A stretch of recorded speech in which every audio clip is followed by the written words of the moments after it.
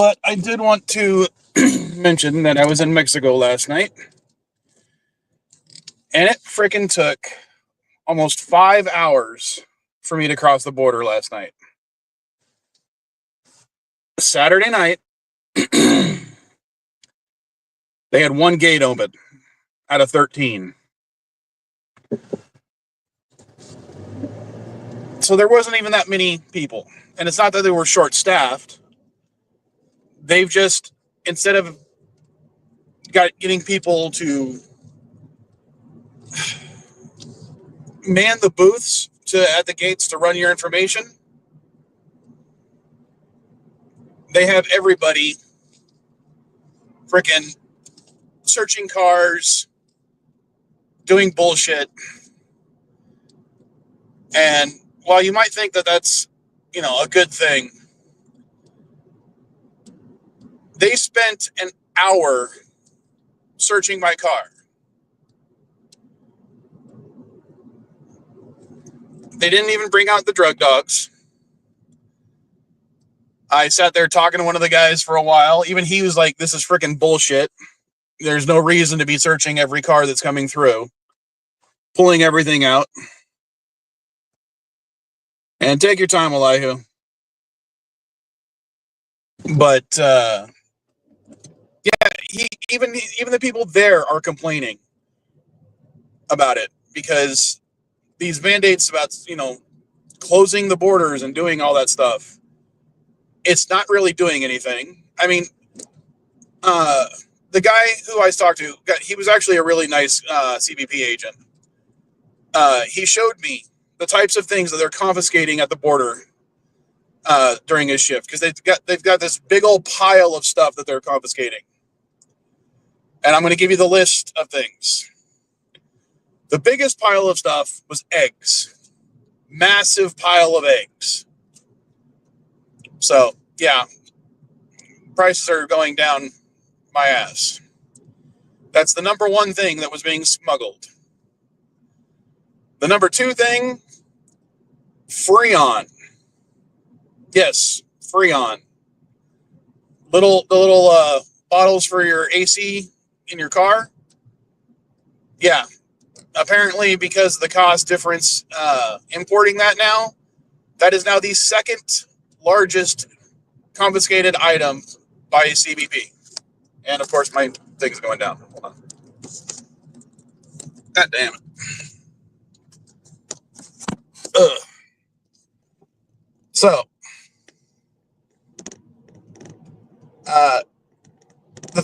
what else did he say? It was they had to confiscate somebody's sandwich because it contained ham.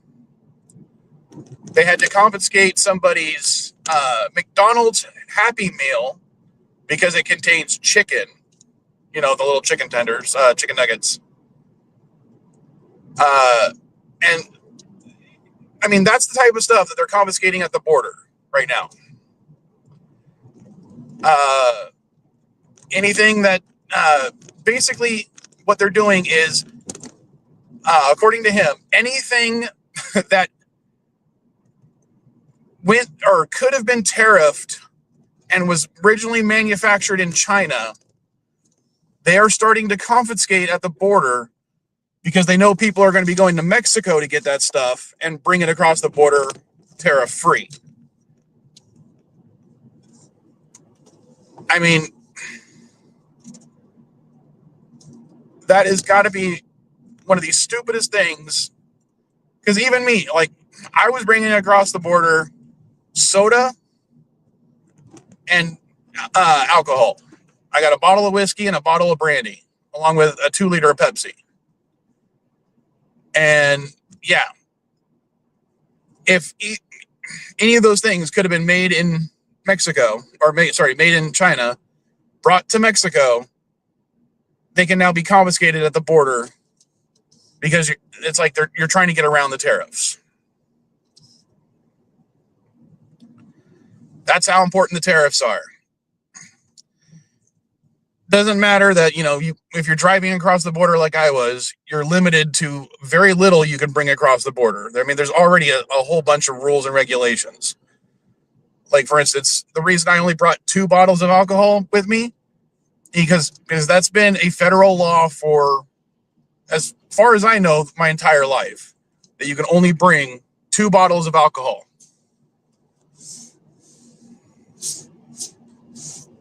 Sorry, bringing you up, Elia. Why didn't you come up?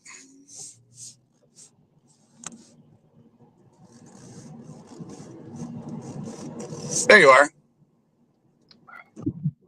Hey, it's Star Wars Day, man. I got my mug and my shirt. Well, unfortunately, the only Star Wars things I have are the little toys on my bookshelf, or my little shelf here in the car. I made you a little avatar for today, man. Yeah, I kind of saw that. It screwed up. For one, it had, what was it? May the foul, or may the Forhigh, more like a 4, instead of 4th, it was 4 HI or something. Yeah, my AI Jedi came out better than yours.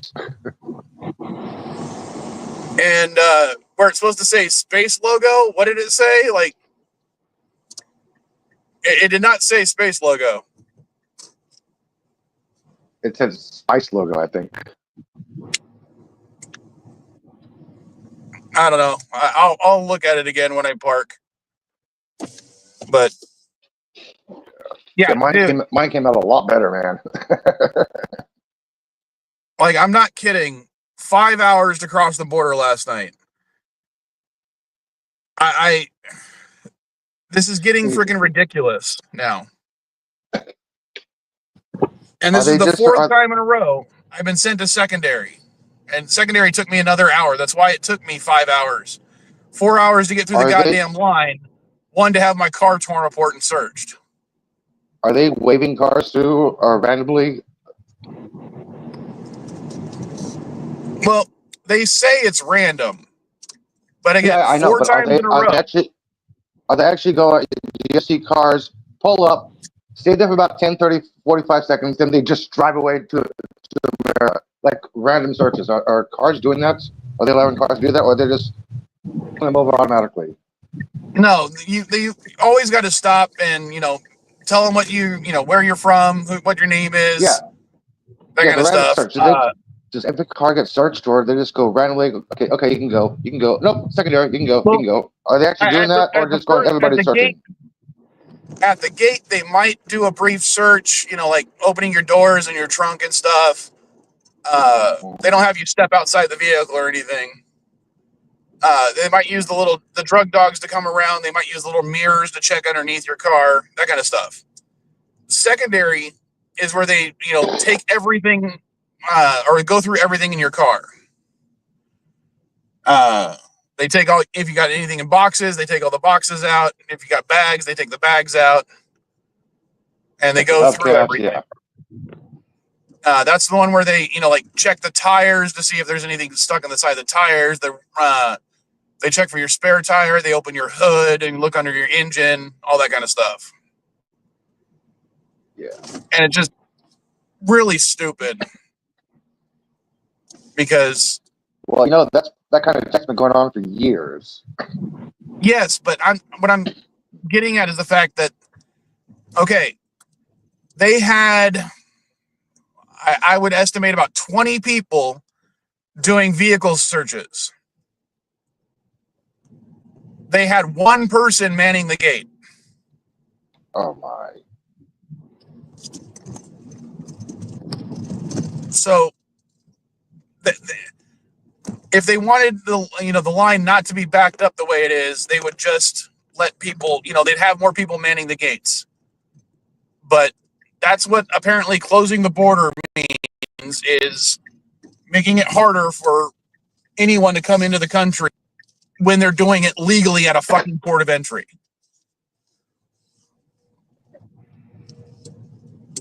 I mean, what else would you call it?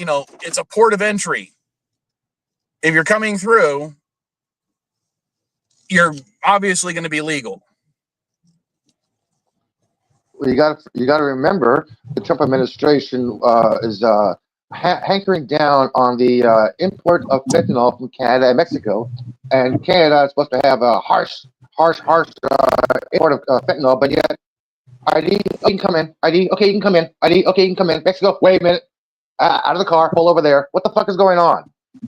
Is this systematically racism now?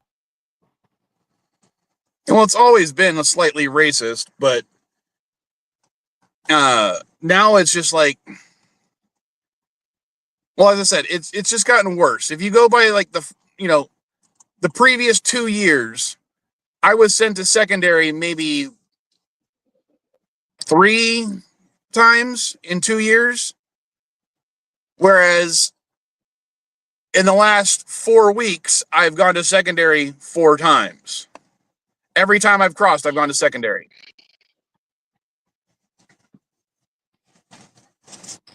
It's just,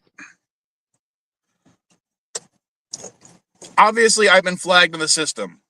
For what? I don't know. And they keep saying, oh, yeah, it's random. It's random. I'm like, random my ass when it's 5 or 4 times in a freaking row. Imagine if you looked like me with a last name and an ID. Hello. All right, so go to the title of the episode. So we're having our first deaths inside these concentration camps. We had a woman in Florida die of exposure. Or what was it, exposure? It was, what was it again?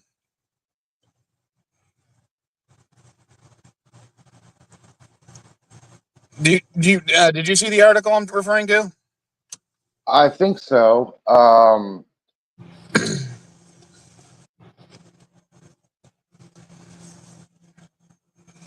on a second.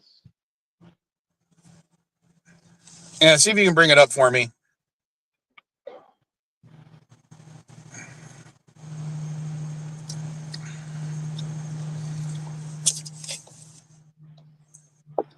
And then, not to mention that, we've had, what was it now, 2 Americans who were genuine American citizens, not children, not illegal, as in both parents born in America, been deported to that El Salvadorian prison in the last week.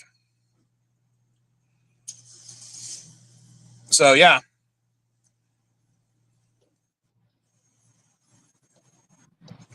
We got people dying in camps here. We're sending Americans abroad to go to prison. I don't understand what the fuck is going on. Basically, ICE is calling them, quote unquote, untreated medical conditions. Well, no shit, it was untreated. She was left in a cell for 2 days. Oh, I only thought about Mark Riddle. I don't know about that one, but the one I was referring to, they said they put her in a cell for 2 days without food or water. And then she died.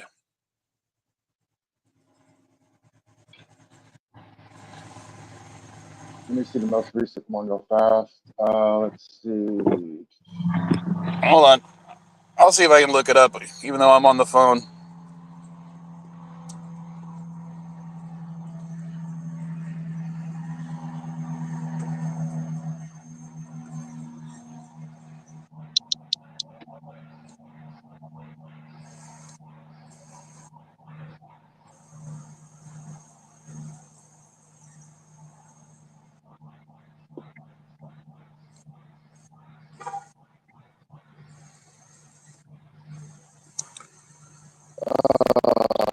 Sound of silence. Let's see. The most common cause of MANS is medical neglect, use of force restraints. All right, can you hear me? Yes. All right, so apparently she was an immigrant from Haiti. She was arrested in February. She was 44 years old. And the facility that she had been to in Florida, she was transferred to on April 5th. And they're still investigating why she died, but apparently it was for a 24-hour period she was left alone without any food or water. And apparently she's the fourth person to die in ICE's care, for lack of a better word, since Trump took office.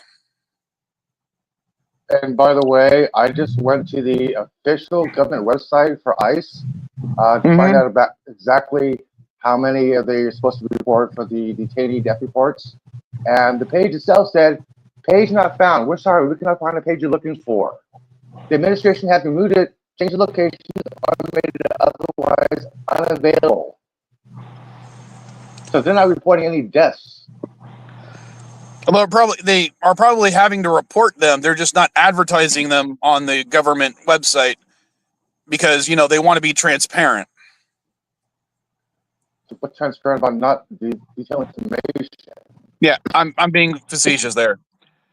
And what I'm reading is coming from Fox 35 Orlando. So this is, a Fox affiliate. So if you want to, say I'm being biased by choosing my news sources, this is fucking Fox.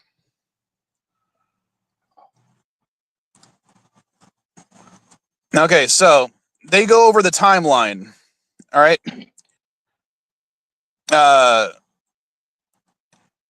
According to ICE officials, they said that she had entered the United States without admission or parole, and although it has not been determined when or where, authorities said they first encountered her at the Henry E. Roslin International Airport in St. Croix, U.S. Virgin Islands, while attempting to board a flight to to Charlotte, North Carolina.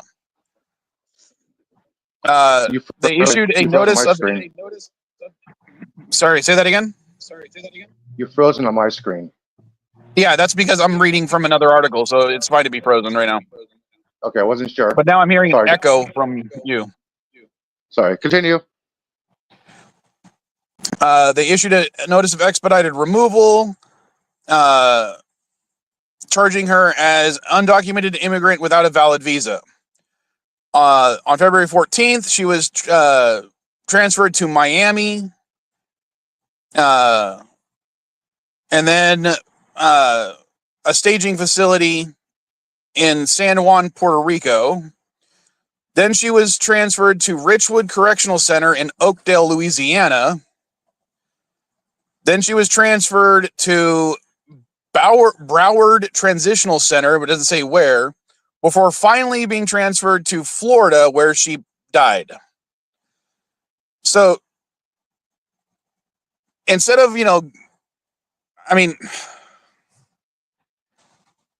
so we got somebody else. Okay. So how do you feel about what we're talking about right now? Dude, I just woke up. No, I'm dead serious. I've been up for all of 15 minutes.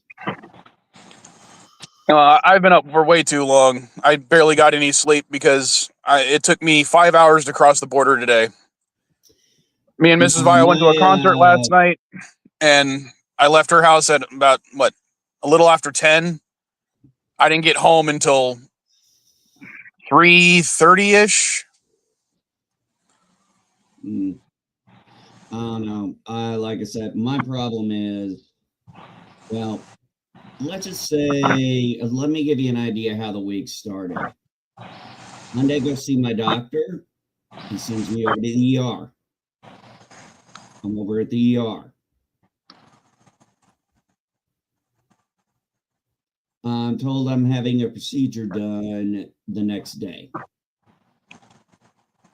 So, outpatient procedure, but still. So, I'm like, oh. And I'm freaking out, man. My agoraphobia is just going through the roof and everything. Although, you want to hear the irony? I'm actually over my agoraphobia now. Because Okay.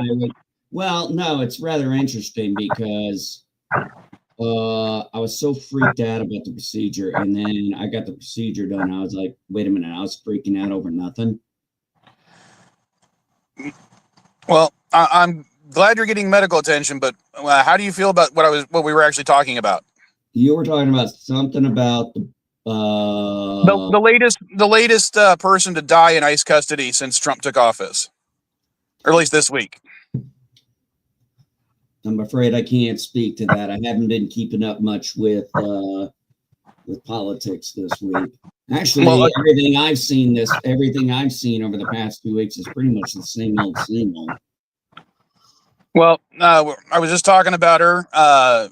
She was arrested in February, bounced around a few facilities, never got before a judge. She was accused of not having a visa, but, that hasn't actually been proven yet. And after sitting in a cell alone without any food or water for 24 hours, she died.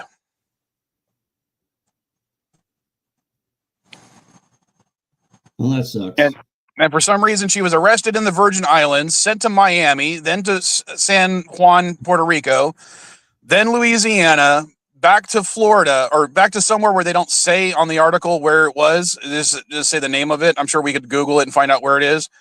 And then she finally died in Florida again, or when she was transferred back to Florida. Well, that sucks. But this is, according to Fox News, the fourth person to die in ICE custody without receiving a hearing, without receiving any due process. So how do you feel about that? We're literally making death camps in the United States again. 4 people died, and 4 people have total died, and you're calling it a death camp. Okay. Yeah, hang on a second, Mike. Yes, because when one illegal does something wrong, like kill somebody, everybody blows up shit. Now, 4 citizens who are dying in ICE detention, and nobody's giving shit about this. What the hell is wrong? No, here's my question. How many people have to die before you can call something a death camp?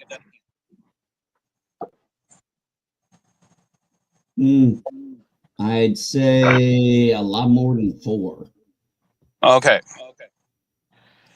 Do you want an exact number? No, I'm not. Well, when it comes to a mass shooting, at least 3 people have to have been shot before. No, that's not the. Well, actually, the way that works is 3 people. Yes, 3. They said the statistic is their interpretation. Our interpretation of a mass shooting is that at least 3 people have to be hit. Yeah, not 3 people have to be killed. 3 people have to be hit. And 4 or more people, including the shooter, or injured or killed in a single event. Typically, the shooter doesn't count. Yeah, the shooter is never counted. Yeah, according to the government, mass shooting generally refers to an incident where 4 or more people, including the shooter, are injured or killed in a single event. Okay, well, I was going by the DOJ definition because that's what they used for my high school shooting. That's what I'm looking at right now. It says 4 or more people. You said including the shooter, though. Yeah, I don't count the shooter personally. So that's 3 plus the shooter. So technically, Mike is right. Well, yeah, but the Department of Justice does define that it's 3 or more people hit. Yeah, that's because, Dandelion, I didn't set this one up beforehand because I was lazy. Yeah, I got the notification like, what the hell? And not only that, I was late because it took me longer than I wanted to get my fucking coffee because the system was down and they couldn't accept cards. So I had to go back out to my car and get cash. So, by the way, I want to say something here since you guys like to tell me I'm in a cult. If I'm in a cult, why do I 100% support a bill by the Democrat Party? Or at least I agree with the Democrats who are sponsoring the bill. Well, it depends. What's the bill? It's the bill that would not allow Congress people to own individual stock while they are in office. It's interesting because Democrats introduced that a couple of years ago. Every single Republican voted no against that. So what's changed now? I don't know. I wasn't around. I don't know. Oh, no, hold on. MB, I'm going to interrupt you to defend you for a second. Elihu, MB has no control over how Congress votes. So you can't blame him for that. I'm not blaming him. I'm just asking the general question. It's like a couple of years ago, it was introduced by Democrats, a resolution, Congress, to prohibit them from privately trading stocks in the open market, and every single Republican voted no against that. I'm wondering, why did that change now? I don't know how long ago was that. Like 2.5, 3 years ago. Amazing how the wind. Well, is that? Did that even get actually to the floor, or was that just a committee? It got to the floor, and Republicans said no. How many the House or the Senate? Yeah, but how many Democrats also said no? I'm not sure exactly the numbers, but I believe it was the House that didn't get past the House. I think right now, the reason why it didn't go is there was too much lobbyist pressure. I mean, you got to understand, that's one big thing I would love to get out of our government is lobbyists. I don't know, call me crazy. Okay, here's my issue with that. And I am very much against most lobbying, especially when it's done by wealthier groups. Yeah. Because the whole lobbying process was originally put in by the not the founding fathers, but the generations just after the founding fathers, to allow smaller groups to get their grievances aired to Congress. So it has an important feature, or is an important part of our modern politics, but it's been supplanted by basically wealthy people in order to get their stuff seen and heard a lot more often. Yeah, unfortunately, it's like anything else that gets created that's meant to be a good thing. Like take FDR, Social Security, Medicare, Medicaid, all that stuff, the minimum wage. At the time, his whole reason for doing that was completely 100% necessary for the country. I'm not gonna dispute that. Oh, I'm not. I'd take it as far as the New Deal programs. That's what I'm talking about. I'm sorry. I was thinking of those as separate from. Okay, I'm still getting an echo. Is anyone else hearing that? Yes. I'm gonna mute you, Elihu. See if that's you. Yeah, echo's gone away. So it's definitely you, Elihu. But yeah, the whole point was who was before FDR? Anyway, Hoover. Hoover. And Hoover was an idiot. Yes, he was terrible. And that was the problem. And then you had FDR come in and he really, he did a lot of, hey, he did some bad things. Okay, there ain't no president that's ever going to be perfect. But, I can't diminish I'm not going to sit here and say, because I think what FDR did at certain things was bad. I'm like, hey, yeah, they were bad, but he also had a lot of good things that he was doing for the benefit of the country at the time. At least he was trying. Well, I know a lot of people criticize the Make Works program because it was literally just giving people jobs and doing, stuff like city beautification in order to make sure they had an income. Yeah. I mean, the whole thing was simply this. It was just trying to give hope to the American people because people were pretty fucking desperate. But some of the stuff that I'm concerned about today, though, is more of the bill that failed in either, I can't remember if it was the House or the Senate, but it was the Let's Not Deport Americans bill. I'm more worried about that one because every Republican voted against it. I don't understand. What's the point of that? We're not deporting Americans. We are deporting Americans. We literally just deported another 2 that were told they were called illegals, but since they never got due process, we find out later on, oh shit, they were Americans. And I'm not talking about one parent was an illegal and one was parent was illegal. I'm saying that both parents were legal Americans. They were full-on American and they were still deported. Agents did not believe they were citizens. Like, nope, fake information, fake ID. You're coming with us.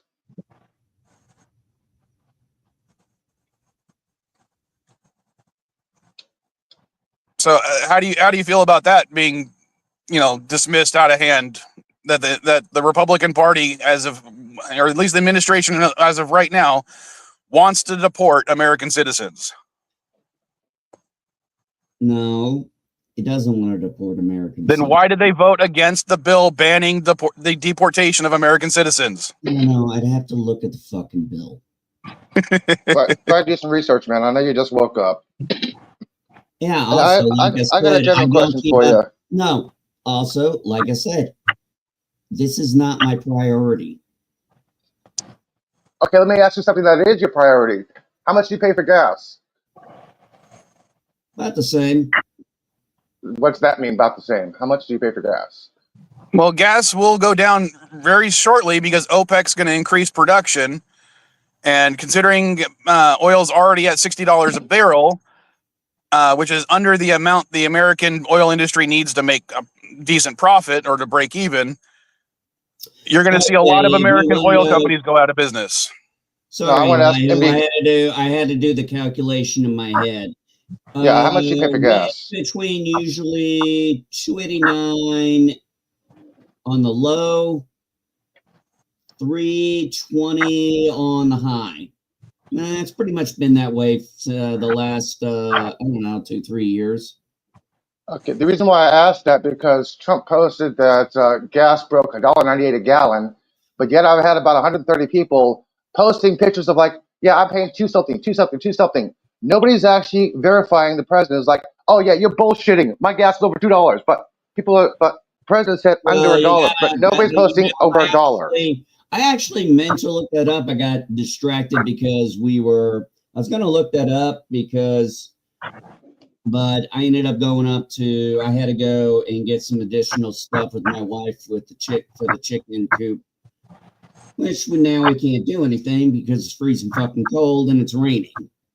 Now, I'm basically saying this because people are idiots. My post says average price, but people are posting exact price. I'm like, people don't understand the word average. I was like, what's your average price you're paying for gas? I'm curious. I'm curious because I know Mike pays about $3.20 for gas in San Diego, but how much do you pay? Oh, hold on. My dear sweet Elihu, I have not paid under $4.30 so far this year. Okay, my correction, $4.30, not $3.30. Sorry. Okay, I take it back. I do take it back. I have paid under that amount in Mexico. Like I said, on average year, right now, it fluctuates between on the low $2.89, on the high $3.20. And it'll probably be about $3.20 in about mid-June, close to the end of June, because we're going to hit the holiday time. People are going to go traveling. Well, how are the refineries in the area? Because one is being closed down here next year, which means the petroleum is going to go up in California. Well, unfortunately, I'll speak to that for a second because it's something that was predicted, and I don't really know how to feel about it because I'm not a big fan of him actually doing it. Gavin Newsom, the governor of my state, has basically kind of flip-flopped on his position on American or California refineries and oil production. Yeah. And it's a clear sign that he's going to try to run for president. And I like him as my governor because he does as much stuff to piss me off as I like. So, he's like a 50-50 one for me. But I don't like the idea of him trying to run for president. I'd rather see Katie Porter. Well, I'd go for a Katie Porter AOC ticket. I think that'd be the perfect run for the Democrats. One of the things about Gavin Newsom is, and this is just what I've been seeing, what I've been reading stuff, is I look at the way he talked before, the years up until the election, and then all of a sudden the election ends, and it's like I'm watching him talk, listening to him talk, because he pops up a lot on feeds because he's the governor of California, and I'm just like, is he trying to change his image? I think he's definitely trying to court more of the right side right now. That's why he's doing the podcast the way he is, which I haven't listened to, but the clips I have heard, he's definitely not doing the fireside chats. Let's put it that way. He's basically trying to save face from the French Laundry incident. The what? The French Laundry. During the whole COVID lockdown mask thing, he was spotted in a restaurant without a mask.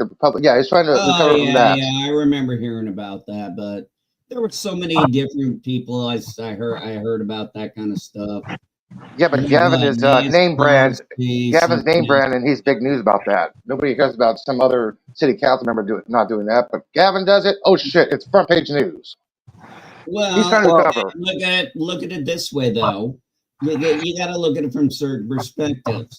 California, biggest, big economy and everything. But you look at, say, take New York City, take New York, and take Illinois. More people are going to know who the mayor of the city of Chicago is and the mayor of New York than they probably will the governor. Adams mayor of New York and Cuomo's governor, right? Because I know Cuomo's running for mayor. And Zoltar he's supposed to be a close race between him and Zoltar. Or Zoltar. Actually, somebody said this, and I actually thought it was funny, but it is kind of true. It's like, wow, New York. It's like, wow, it's like New York. The only state where going from governor to mayor of New York City sounds like a promotion. No, I'm serious. Pretty much. He'll probably be known more. I said, yeah, he'll be known more now than he was when he was governor. Do you want to know what Gavin Newsom did when he was mayor of San Francisco? Okay, imagine New York in the 90s, all the porn shops, all the drug addicts all downtown, right? He basically closed all that shit down on Market Street. There's no strip clubs on Market Street open whatsoever. There's no bathhouses, no movie theaters. It's now high traffic area. It's redesigned. He redesigned Union Square. He got the police there. He basically increased traffic, increased public safety, decreased homelessness. Then he left, and Ed Lee became mayor, and things got fucked up. Then Breed became mayor, and things got even more fucked up worse. Gavin was good for San Francisco. He was very, very good. He started a program called Care Not Cash and Project Homeless Connect. Now, I do want to say this. You can be a good mayor, does not mean you're going to be a good governor. You can be a good mayor, a good governor, does not mean you're going to be a good president. I would not vote for Gavin for president. Agree. Yeah, he was good for the city, but I don't think he's good for the country. I would say the same about DeSantis. DeSantis is good for Florida. Well, even half of Florida would disagree with that. No, they wouldn't. No. Shut up. No, you don't know shit about Florida. I do. I know enough people in Florida who would disagree with you. That's very Florida. America's Wang. Like you. Because they all think like you. They probably voted for Harris anyway. Actually, majority of Florida voted for Trump. Yeah, vast majority of it. But no, I think a lot of the stuff DeSantis is doing is just to cater to the Trumpian type crowd. So here's my thing. Okay, honestly. Okay, we can talk about the illegal immigration all day long. Here's where the core problem comes for the Democrat Party. All right. Currently, right now, they have no strong leader. They are producing no vision, no direction, no alternative ideas. Right now, this is how I'm hearing them. They are literally all they are doing is like, please give us the House and the Senate back in the midterm so we can impeach Trump. That's not a real good strategy. Actually, I need to interrupt you, NB. Only a handful of Democrats are actually doing that. The rest of them are trying to basically saying, hey, there's some legal action that needs to be taken here. You're not doing this legally, Trump administration. This is how it's supposed to be. This is what the majority of Democrats are trying to do. They're challenging Trump's administrative orders because they're saying it's illegal action and unconstitutional. Only a small handful of people. Only a small handful of people are saying, "No, like Schumer, we're going to introduce articles of impeachment." Only a small people are doing this. The rest of us, the rest of the Democrats, are saying, "Hey, legality issues here. We understand what you're trying to do, Mr. President, but there needs to be legality issues involved." This is I'm what going they're to arguing actually for. hold on, Elihu. I'm going to have to actually agree with MB on here. As an independent, I'm looking at the Democratic Party, seeing a party that is mostly ineffectual right now because they don't even seem to be trying that hard. He's right about there not being a clear leader right now. I mean, I never doubted that. I never argued against that. I just said that the majority is trying to say, hey, you need to do something legally here. This is illegal what you're doing. They're trying to fight this. They're not trying to go, no, get the fuck out of the president's office. and No, Hold they're on a doing second. Hold on a challenges. second. I do want to point this out. Yes, there is a reason why Trump signed so many of those executive orders because he was actually looking for the legal challenges to come because he wants the Supreme Court to get involved and say flat out, okay, you can't do this, you can do this, you can't do that, and boom, he's setting precedents. Supreme Court has already been challenged and he's ignored their orders. So what does that mean? all right, just letting you know, Captain Hey, KG, buddy. I just letting you know, I will Go, be ending Mike. this particular stream shortly because this is just the How's pre-show Colorado? politics stream How's to get it out Colorado, of our dude? system, so we don't talk too much about politics on the CNA stream. So come Not over to getting CNA stream in 10 minutes, interesting. dude, okay? We can talk Well, Star Wars shit. 18 minutes. That'll be the 18 Star minutes. Wars stream. Yeah, we can talk Star Wars shit, man, because, hey, look, it's Star Wars Day. May the fourth be with you. And I even have my little Star Wars coffee cup. But yeah, one of the biggest things the Democrats need right now is they need a leader. And Hakeem Jeffries, he doesn't have the career. Look, he's not Barack Obama. Barack Obama, Bill Clinton, people like them, what did they have? Charisma. Yeah. They could speak eloquently. You know, they had this way of being able to be like, oh shit, I like that guy.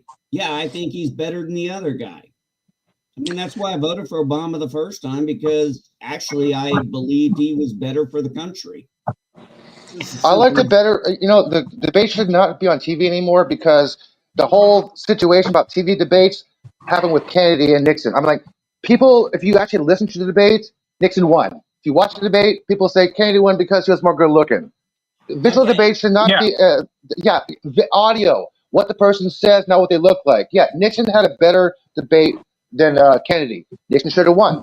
But you have But the problem, TV but the debate. problem with that, when you're talking about that specific one, he was sweating a lot. He was wiping his forehead. He was. I know, but if you listen to the audio, you can actually tell that he actually won the debate with the audio itself. When you go visualization, you go, okay, this person does not look right. They're sweating too much. They're ugly. They're slouching, but their voice is still strong. But people take a visual presentation and go, okay, I'm automatically dissociating this person because of their looks and the way they're acting in the mirror. But they have a good message. Well, TV as of debate should right not ever now, happen again. there's a couple of Democrats I think that have a good message, but I don't think they have enough standing to act as a leader or act as full on leadership for the Democratic Party. And I completely agree with MB on that. But on that note, I'm going to actually end the stream because I need to get more coffee. And I'll see you guys on the CNA stream. Sorry you didn't get to say much, Captain MKG. Hey, come on over to the other CNA stream when it pops up in 15 minutes. We'll talk all kinds of geek. Oh, I got a show I want to talk about too. It's called The Pit. But we'll talk about that. Well, it's going to be mostly Star Wars. I even finished watching the first episode of Andor, which I'll talk about on the stream. Okay. All right, later. Later, guys. I got to pee.